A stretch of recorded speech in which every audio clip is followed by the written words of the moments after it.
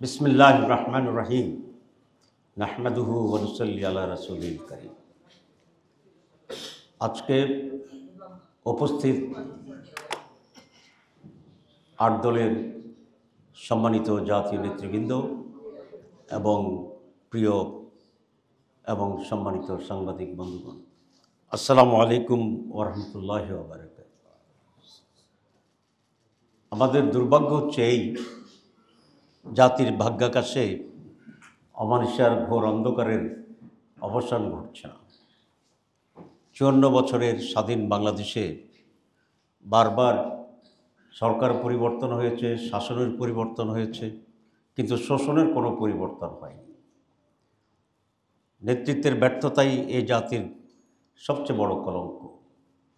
আমরা আশা করেছিলাম বহু রক্ত, জীবন, ত্যাগের বিনিময়ে অর্জিত দ্বিতীয় স্বাধীনতা বা জুলাই বিপ্লবের পর এদেশে একটি স্থিতিশীল শাসন, একটি সুষ্ঠু রাজনীতি, মানবাধিকারের নিশ্চয়তা, গণতান্ত্রিক পরিক্রমায় একটি সুষ্ঠু ধারা এবং জনগণের জন্যে জনবান্ধব সুশাসন, গণতান্ত্রিক অভিপ্রায়, দুর্নীতিমুক্ত বাংলাদেশ এবং সব কিছুর আগে এবং অর্জনের জন্যে একটি নিরপেক্ষ, সুষ্ঠু, অবাধ জনগণের স্বতঃস্ফূর্ত অংশগ্রহণের মাধ্যমে একটি নির্বাচনের মাধ্যমে সরকারের পরিবর্তন।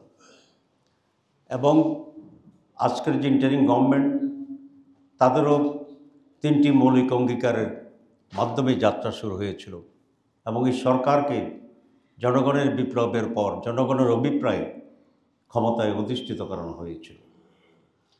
এবং আমরা বারবার বলেছি, আপনারা জানেন যে ৩টি সুস্পষ্ট বক্তব্য নিয়েই প্রধান উপদেষ্টা জাতির কাছে ওয়াদা দিয়েছিলেন। একটি ছিল একটি পূর্ণাঙ্গ সংস্কারের ব্যবস্থা গ্রহণ করা, যেটি আগামী দিনের সুশাসনকে নিশ্চিত করবে, জন আকাঙ্ক্ষাকে পূরণ করবে। যারা অপরাধী ছিল, গণহত্যার সাথে জড়িত ছিল, তাদের জন্য দৃশ্যমান বিচারের ব্যবস্থা গ্রহণ করবেন আর একটি অবাধ সুষ্ঠু নির্বাচনের ব্যবস্থা গ্রহণ করবেন। সংস্কারের জন্যে সরকারের উদ্যোগেই বৈধভাবে উইথ গেজেট নোটিফিকেশন একটি সংস্কার কমিটি করা হয়েছিল, যেটাকে আলটিমেটলি ন্যাশনাল কনসেনসাস কমিশন হিসাবে আমরা অভিহিত করেছি, যেটাকে সংক্ষেপে এনসিসি বলা হয়। এবং সংস্কার করার ক্ষেত্রে প্রায় প্রতিটি দলেই আমরা ঐকমত্য ছিলাম, সিনসিয়ার ছিলাম এবং প্রচুর সময় দিয়ে একটি বিশাল কমিশন ৩১টি দলের সমন্বয়ে আমরা ঘন্টার পর ঘন্টা, দিনের পর দিন, ইভেন মাসের পর মাস সেখানে কাটিয়ে একটা ঐকমত্য কাছে আমরা পৌঁছেছিলাম এবং ঐকমত্য কমিশন একটি পূর্ণাঙ্গ রিপোর্ট সরকার কাছে জমা দিয়েছিল এবং যে সংস্কারগুলো করা হয়েছিল সেগুলোর ব্যাপারে আমরা সকল দল সেখানে সিগনেচারও করেছিলাম। জাতি অত্যন্ত আনন্দের সাথে, আশায় বুক ভরে এই আস্থার মাধ্যমে নির্বাচনে অগ্রসর হওয়ার জন্য প্রস্তুত হচ্ছিল যে কমিশনের সংস্কারগুলোর ব্যাপারে আমরা সিগনেচার করেছিলাম, সেগুলোর ভিত্তিতেই একটি অবাধ এবং সুষ্ঠু নির্বাচন হবে। কিন্তু হঠাৎ করে একটি বড় দল এই সংস্কারের প্রশ্নে তারা দ্বিমত পোষণ করছিলেন এবং শুরু থেকেই তারা সংস্কার চান না, এরকম একটি মনোভাবও তারা প্রকাশ করেছিলেন। আমরা আশা করেছিলাম সরকার এবং প্রফেসর ইউনূসের মতো একজন বিশাল ব্যক্তিত্ব, যিনি একজন নোবেল লরেট এবং বিশ্বব্যাপী তার অত্যন্ত সম্মান এবং সুনাম আছে, তার প্রতি আমাদেরও অগাঢ় আস্থা সে আব্বাত ছিল। আমরা ভেবেছিলাম যে উনি কোনো অন্যায় চাপে নতি স্বীকার না করে জনগণের স্বার্থে, দেশের স্বার্থে অটল থেকে উনি সংস্কার কমিশনের দেওয়া সুপারিশের ভিত্তিতেই সিদ্ধান্ত গ্রহণ করবেন। কিন্তু গতকালকে ওনার ভাষণের মাধ্যমে আমরা বিস্ময়ের সাথে লক্ষ্য করেছি সরকার সরকার নিয়োজিত কমিশনের সুপারিশকে গ্রহণ না করে সেখানে যথেষ্ট কাটছাঁট দিয়ে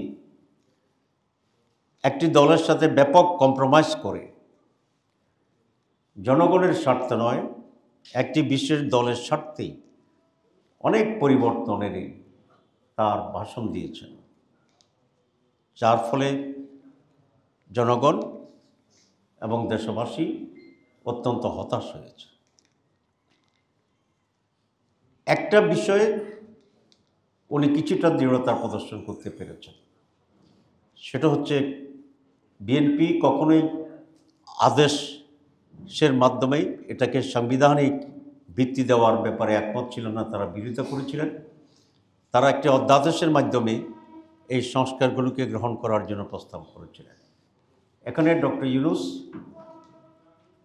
সংস্কার কমিশন প্রস্তাবিত আদেশ দেওয়ার যেটা দিয়েছিলেন সেটির উপর উনি দৃঢ় ছিলেন। এই জন্য ওনাকে আমরা ধন্যবাদ জানাই। আমরা এই সনদের উপরে যা আদেশ দিয়েছেন সেটাকে আমরা সাধুবাদ জানাই। তবে আমাদের সংস্কার কমিশন যে আঙ্গিকে প্রস্তাব করেছিলেন সেখান থেকেই তার ভাষণে সনদের ব্যাপারে কিছু পরিবর্তন আনা হয়েছে, যেটা সঠিক হয়েছে বলে আমরা মনে করি না। আমরা মনে করি আমাদের সংস্কার কমিশন যে প্রস্তাব দিয়েছিল হুবহু সেটার ভিত্তিতে আদেশ দেওয়াটা বাঞ্ছনীয় ছিল। তারপরেও যতটুকু আদেশ দিয়েছেন সেটাকে আমরা গ্রহণ করছি এবং সেই জন্য তাকে আমরা সাধুবাদ জানাচ্ছি। উনি আমাদের যে সংস্কার কমিশন ছিল তারা প্রস্তাব দিয়েছিলেন ওয়ান প্যাকেজেই হানা ভোট নেওয়ার জন্য। কিন্তু কালকে আমরা বিশ্বের সাথে দেখলাম যে সংস্কার কমিশনের ওয়ান প্যাকেজকে 4টা ভাগে ভাগ করে দেওয়া হয়েছে, আপনাদের কাছে, যেটি জনগণকে সিদ্ধান্ত নিতে অনেকটাই জটিলতার ভিতরে ফেলে দেবে। কারণ আমাদের দেশের মানুষ এতগুলো পয়েন্টে বিশ্লেষণ করে তাদের মত স্থির করাটা এটা কঠিন হবে এবং এখানে একটা জটিলতা তৈরি করা হয়েছে। 2 নম্বর, ঐকমত্য কমিশন যে প্রস্তাব করেছিল যে সেখানে নোট অফ ডিসেন্ট দেওয়ার কোনো সুযোগ তারা রাখে নাই। এটি একটি দল তার নোট অফ ডিসেন্টকে হানা ভোটের আওতায় আনার জন্য প্রস্তাব করেছিল। আপনারা জানেন যেটা একেবারেই একটি অবৈধ আবদার ছিল। কারণ নোট অফ ডিসেন্ট হচ্ছে কোনো একটি দলের তার মতের ভিন্নতা আছে, কিন্তু হানা ভোট হবে যেটা কমিশন সিদ্ধান্ত নিয়েছে সেই সিদ্ধান্তের ভিত্তিতে। কারণ বিভিন্ন দলের অনেকগুলো নোট অফ ডিসেন্ট আছে, তাহলে হানা ভোটের ভিতরে প্রত্যেকটা নোট অফ ডিসেন্ট তাকে ইনক্লুড করা যায় না। নোট অফ ডিসেন্ট মানেই হচ্ছে একটা সিদ্ধান্ত হয়েছে, আমি তার বিপরীতে আছি এবং সিদ্ধান্তের ভিত্তিতে হানা ভোট হবে, এটা হচ্ছে জাস্টিফাইড কথা। আমি এর আগেও ব্যাখ্যায় বলেছিলাম, আপনারা জানেন যে কোর্টে, হাইকোর্টে বা সুপ্রিম কোর্টের 3 জনের বেঞ্চ হয়, অনেক সময় 2 জন যে একমত হয় সেটাই রায় হয়, আর যেটা নোট অফ ডিসেন্ট দেন সেটা একটা রেকর্ড হিসাবে থাকে, কিন্তু রায়ের ক্ষেত্রে এটার কোনো ভ্যালু নেই। সুতরাং কনসেনসাস কমিশনে যেটা মেজরিটি, নট মেজরিটি, মোর দেন 90%, মোর দেন 85% এরকম সংখ্যায় লোকেরা যেখানে একমত হয়েছে সে ভিত্তিতে সিদ্ধান্ত হয়েছে। কোনো দল কোনো বিষয়ে তার নোট অফ ডিসেন্ট দিয়েছে, সেটা নোট অফ ডিসেন্ট হিসাবে থাকতে পারে, কিন্তু সিদ্ধান্ত এবং গণভোটের জন্য সেটা কোনো ফ্যাক্টর হতে পারে না। সরকার বিএনপির নোট অফ ডিসেন্টকে অ্যাকোমোডেট করার জন্যে 4টা ভাগ করেই হানা ভোটের জন্য সেই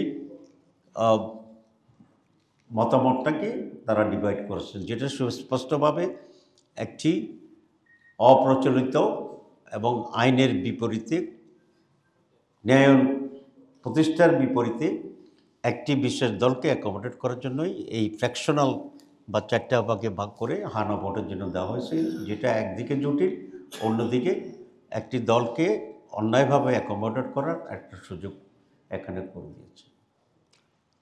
3 নম্বর যেটা, সেটা হচ্ছে আপনারা জানেন যে আমাদের ঐকমত্য কমিশন বলেছিল যে এই সনদের আদেশের পরে যারাই নির্বাচিত সরকারে আসবেন তারা 180 কার্যদিবসের মধ্যেই এগুলোকে সাংবিধানিকভাবে অন্তর্ভুক্ত করতে হবে। আর যদি না করে এটা অটোমেটিক্যালি গৃহীত হয়েছে বলে বিবেচিত হবে। এখানে এটা গ্রহণ করার একটা অটো কম্পালশনের সুযোগ এখানে ছিল এবং এটাই বাঞ্ছনীয়। কারণ কোনো দল ক্ষমতায় গিয়ে যদি এটা করতে না চায় তাহলে তার উপরে বাধ্যবাধকতা থাকার সুযোগ না থাকলে তাহলে এই যে সনদ এতদিনের কনসেনসাস কমিটির যে প্রচেষ্টা সেটাই ব্যর্থ হয়ে যাবে পরিপূর্ণভাবে। এই সরকারকে আমরা দেখলাম কালকের ঘোষণায় প্রধান উপদেষ্টার ভাষণে সেই বাধ্যবাধকতার জায়গাটিকেই তারা সেখানে আর রাখেননি। এটাও বিএনপির দাবিকেই পূরণ করা হয়েছে। তারা বলেছেন করতে হবে, এবং করতে হওয়ার যে আইনি ব্যাখ্যাটা এটা সরকার সেখানে দেয়নি যে করতে হবে মানেই করতেই হবে, এই বিষয়টিও কিন্তু তারা ক্লারিফাই করেনি। আমি এক্সপার্টদের সাথে আলোচনা করেছিলাম যে করতে হবে মানে কি, এটা কি না করলে যে অটোমেটিক্যালি হয়ে যাবে তার মতো একটা শক্তিশালী কোনো বিধান কিনা। সেখানে এক্সপার্টরা বলছে না, তার মতো শক্তিশালী বিধান নয়, তবে কোর্টে যাওয়া যাবে, সেখানে জাজেরা যে রায় দেন সে রায় হবে। তাহলে বাধ্যবাধকতার যে পয়েন্টটা ছিল সেখান থেকেও সরকার সরে আসছে এবং এটাও বিএনপির দাবিকেই পক্ষান্তরে পূরণ করা হয়েছে। আমরা দেখলাম যে সরকার খুব স্পষ্টভাবে বলেছেন যে জাতীয় নির্বাচন এবং গণভোট একদিনেই হবে। আসলে পুরো জাতি চেয়েছিল গণভোট আলাদা হইতে হবে। আপনারা দেখেছেন গণভোটের প্রশ্নে কতগুলো বেসরকারি সার্ভে সংস্থা ওপিনিয়ন যারা বিল করেন তারা অনলাইনে সার্ভে করেছে এবং সে অনলাইনে দেখা গেল যে 80%-এরও বেশি লোক আপনার গণভোট আলাদা দিনে জাতীয় নির্বাচন আগে করার পক্ষেই সেখানে মত দিয়েছে। একটি বড় দল একসাথে চেয়েছে। এটা কারণটা কি? কারণ হচ্ছে এই বিগত কতগুলো বিশ্ববিদ্যালয় নির্বাচনে আপনারা দেখেছেন যে ছাত্রদের, যুবকদের বা ছাত্রছাত্রীদের মত একটি দলের বিপক্ষে গেছে। কার পক্ষে গেছে সেটা আমি বলতে চাই না, কিন্তু একটি দলের বিপক্ষে গিয়েছে। কারণ আওয়ামী লীগকে দেশ থেকে বিতাড়িত করার যে প্রেক্ষিতটা ছিল সেটা ছিল দুঃশাসন, লুটপাট, অত্যাচার, হত্যা, গুম ইত্যাদি। আওয়ামী লীগ বিতরণের পরে যে 13 মাস 14 মাস ক্রান্ত হয়েছে, সেখানে এলাকা এলাকায়, গ্রামে গ্রামে আরেকটি দলের লোকদের, কর্মীদের যে আচরণ মানুষ দেখেছে, সেই আচরণে মানুষ তাদের ব্যাপারেও এক ধরনের নেগেটিভ মনোভাব তৈরি হয়েছে, যেটা রিফ্লেকশন হচ্ছে বিশ্ববিদ্যালয়গুলোতে। সুতরাং সেই দলটি জানে যদি একটি গণভোট হয় আগেই, নির্বাচনের আগে, তাহলে এই গণভোটও 80% লোক তাদের চিন্তা এবং চেতনার বিপরীতে যাবে, যা নির্বাচনের আগে একটি দলের বিরুদ্ধে রেফারেন্ডাম হিসেবে বিবেচিত হইতে পারে। সে আশঙ্কা থেকে তারা বলছে যে গণভোট আগে হলে জীবনেও মানবে না, মানে এত শক্ত কথা। তো কিন্তু সরকার তাদের এই দাবির প্রতিও নতি স্বীকার করে গণভোট এবং জাতীয় ভোটকে একই দিনেই করার ব্যাপারে সিদ্ধান্ত ঘোষণা করছে। আমরা যারা এখানে আজকে 8 দল আছি, যারা মেজরিটি জনগণকে আমরা রিপ্রেজেন্ট করি, এই 8 দলের পক্ষ থেকে আমরা সবসময় বলে আসছি, জনগণ বলে আসছে, এবং যে বেসরকারি যে আমরা সার্ভে রিপোর্ট দেখলাম সেখানে জনমতের যে রিফ্লেকশন হয়েছে সবটাই ছিল গণভোট আলাদাভাবে জাতীয় নির্বাচনের আগে হতে হবে। কারণ গণভোট হচ্ছে সংস্কার ইস্যুতে, আর জাতীয় ভোট হচ্ছে সরকার গঠনের ইস্যুতে। দুটি একেবারে ভিন্ন জিনিস ছিল। গণভোট যদি একই দিনে হয় তাহলে আমরা পরিষ্কার বলেছি যে সংস্কারের যে ইস্যুটি আছে হা না, সেটি সেদিন গুরুত্বহীন হয়ে যাবে। প্রত্যেকটি দল তার স্বমার্কায় নিজ দলের পক্ষে জনমত ভোট পাওয়ার জন্যই সেদিন তার সম্পূর্ণ মনোযোগী হবে। সুতরাং একই দিনে যদি হয় তাহলে সংস্কারের গণভোট সেদিন গুরুত্বহীন হবে এবং সেখানে খুব কম লোকেরাই এই ভোটটি দেওয়ার ব্যাপারে আগ্রহী হবে। বরং প্রত্যেকটা দল তার দলের পক্ষে জনগণকে একমত করার জন্য, পজিটিভ করার জন্য চেষ্টা চালাবে। এটা একেবারেই মিনিমাইজ হয়ে যাবে এবং গুরুত্বহীন হয়ে যাবে। যদি ভোট সেদিন মানুষের মনোযোগের অভাবে কম হয়, তাহলে যারা সংস্কার চাচ্ছে না তারাই সেদিন আবার এই প্রশ্ন উঠাবে, যেহেতু গণভোটের ব্যাপারে ভোট কম হয়েছে, সুতরাং এটা জনগণ চায়নি বলে বিবেচিত হোক এবং তারা সংস্কার থেকে সেদিন চলে যাবে।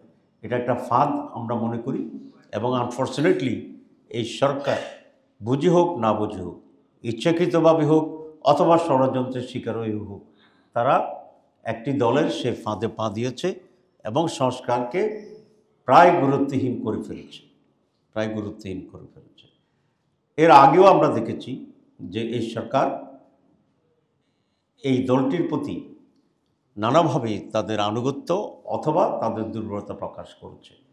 সেটা শুরু হয়েছিল লন্ডনে গিয়ে নির্বাচনের তারিখ ঘোষণা করা, অন্যান্য দলগুলোর সাথে আলোচনা না করেই নির্বাচন কমিশনের রোডম্যাপ ঘোষণা করে দেওয়া, এবং বিভিন্ন সময়ে তাদের আচরণে একটি দলের দাবিকে অধিকতর গুরুত্ব দেওয়ার যে প্রবণতা, সবটা মিলেই আজকে জাতির কাছে এটা প্রতিমান হয় যে এই সরকার এখন আর নিরপেক্ষ সরকার নয়। এই সরকার একটি দলের প্রতি অনুগত অথবা একটি দলের প্রতি, দলকে ক্ষমতা আনার জন্যে যেন একটি নির্বাচন আয়োজনের জন্যেই তাদের প্রচেষ্টা আছে বলে আমরা মনে করি। আজকে আমি খুব স্পষ্ট করে বলতে চাই যে আজকের প্রধান উপদেষ্টাকে নানাভাবে বিভ্রান্ত করছে তিনজন উপদেষ্টা, এবং তারা ভুল তথ্য দিয়ে নানাভাবে বুঝিয়ে একটি দলের হয়ে কাজ করে সরকারকে একটি সুষ্ঠু নির্বাচন যাতে হতে না পারে সেদিকে নিয়ে যাওয়ার জন্য একটি সুকৌশলে অপচেষ্টা চালিয়ে যাচ্ছে। আমরা আজকের এই মুহূর্তে স্পষ্টভাবে ঘোষণা দিতে চাই, আমরা ৮ দল এবং আমাদের সাথে আরও কিছু দল আছে যারা ফরমালি না আসলেও আমাদের সাথে যোগাযোগ আছে, আমরা সকলেই আগামী ফেব্রুয়ারি মাসে রোজার আগেই একটি জাতীয় নির্বাচন অনুষ্ঠিত হোক এ ব্যাপারে দৃঢ় প্রতিজ্ঞবদ্ধ, এবং সেই জন্যই আমরা আমাদের সকল প্রস্তুতি সম্পন্ন করার জন্য আমরা মাঠে কাজ করছি। কিন্তু যেই কারণে জনগণ বিগত 15 বছর আওয়ামী লীগের পিরিয়ডে বঞ্চিত হয়েছিল ভোট থেকে, এবং সেরকম অবস্থার পরিপ্রেক্ষিতে আজকে বাংলাদেশের এই দুরবস্থা তৈরি হয়েছে, ঠিক একইভাবে আরেকটি নির্বাচনের মহড়া চলছে কিনা, আরেকটি পরিকল্পিত এবং পূর্ব নির্ধারিত নির্বাচনের রায়ের ভিত্তিতে নির্বাচন অনুষ্ঠিত হচ্ছে কিনা, এ ব্যাপারে আমাদের মনে এবং জনগণের মনে আশঙ্কা তৈরি হচ্ছে। সরকারের আচরণ আমাদেরকে এই কথা বিশ্বাস করতে বাধ্য করছে যে এই সরকারের অধীনেও কোনো সুষ্ঠু অবাধ নির্বাচন অনুষ্ঠান করার সম্ভব নয়। নির্বাচন অবাধ হওয়ার সংখ্যা নির্বাচন অবাধ হওয়ার ব্যাপারে আমাদের ভিতরে যথেষ্ট সংখ্যা এবং আস্থাহীনতা তৈরি হয়েছে। আমরা দেখছি এই সরকার আসার পর থেকে লেভেল প্লেইং ফিল্ড যেটা তৈরির জন্য আমরা বলেছি, সেটা ব্যাপারে এই সরকার আদৌ মনোযোগী নয়, বরং সরকারের কয়েকজন উপদেষ্টার সহযোগিতায় একটি বিশেষ দলের পক্ষ থেকে প্রশাসনকে দলীয় প্রশাসনে রূপান্তর করার জন্য চেষ্টা হচ্ছে। আপনারা জানেন ইতিমধ্যে কিছু কিছু পরিবর্তন হচ্ছে, এবং সেখানে একটি বিশেষ দলের প্রতি অনুগত লোকদেরকেই সেখানে অ্যাপয়েন্টমেন্ট দেওয়ার চেষ্টা হচ্ছে এবং চেষ্টা করছে। প্রশাসনে যারা ভালো লোক ছিল, সৎ লোক ছিল, তাদেরকে কোনো দলের ট্যাগ লাগিয়ে গুরুত্বপূর্ণ জায়গা থেকে সরিয়ে দেওয়ার জন্য চেষ্টা করা হচ্ছে। যদি এভাবেই নির্বাচনের আগ পর্যন্ত পরিস্থিতি একদিকে চলে যেতে চায়, তাহলে এদেশে সুষ্ঠু নির্বাচন হওয়ার কোনো সম্ভাবনা থাকবে না। যদি আরেকটি নির্বাচন সুষ্ঠু এবং সকলের অংশগ্রহণ না হয়, তাহলে দেশের জন্য যে আরও বেশি বিপর্যয় এবং অন্ধকার ভবিষ্যতে অপেক্ষা করছে, এ ব্যাপারে কোনো সন্দেহ নেই। আমরা পরিষ্কার করে এখন বলতে চাই, 1 নম্বর সেটা হচ্ছে প্রধান উপদেষ্টা যে ভাষণ দিয়েছেন, একই দিনে নির্বাচন, গণভোট এবং জাতীয় নির্বাচন, সেটা পরিবর্তন করে অনতিবিলম্বে আলাদাভাবে গণভোট করার তারিখ উনি ঘোষণা করবেন, এটা আমরা আশা করি। 2, কমপক্ষে 3 জন উপদেষ্টা আছে যারা ওনাকে মিসগাইড করতেছে, আমরা তাদের অপসারণ দাবি করছি। আপনারা হয়তো প্রশ্ন করবেন যে তাদের নাম বলেন। আমরা আজকেও নাম বলতে চাই না, তবে আমরা প্রধান উপদেষ্টার কাছে তাদের নাম আমরা প্রেরণ করব। এরপরেও যদি সেটার ব্যাপারে কোনো যারা এই সমস্ত ষড়যন্ত্রের পিছনে প্রধান হোতা হিসেবে কাজ করছেন এবং ওনাকে মিসগাইড করছেন, এটা ওনার ব্যক্তি যে ইমেজ আছে সেটা রক্ষার জন্যে এবং সুষ্ঠু নির্বাচনে যেটা আমরা অপরিহার্য, যদি তারপরও কোনো পরিবর্তন না আসে তাহলে প্রকাশ্যের নাম আমরা জানিয়ে দেব কি না সে ব্যাপারেও আমরা বিবেচনা করব। কিন্তু এই ব্যাপারে আমরা তাদের জাতির সামনে তাদের সম্মানকে প্রশ্নবিদ্ধ না করার জন্য আমরা প্রধান উপদেষ্টার কাছে তাদের নামকে আমরা পেশ করব ইনশাআল্লাহ। 2, প্রশাসনের যে সমস্ত পরিবর্তন হচ্ছে সেখানে